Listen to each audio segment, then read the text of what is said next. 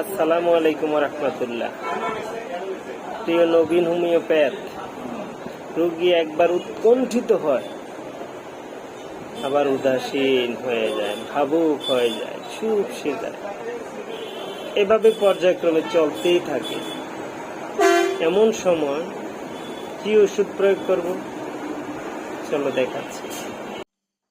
দেখো, ক্যান্ট রেপার্টরির 5 নম্বর পৃষ্ঠা, মাইন্ড অধ্যায়, রাইট কলামে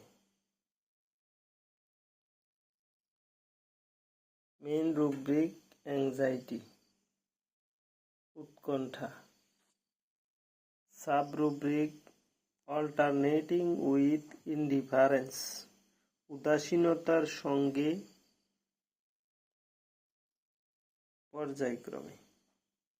একমাত্র ওষুধ ন্যাট্রামিউর। ন্যাট্রামিউরকে শক্তিকৃত অবস্থায় ব্যবহার করতে হবে। ধন্যবাদ।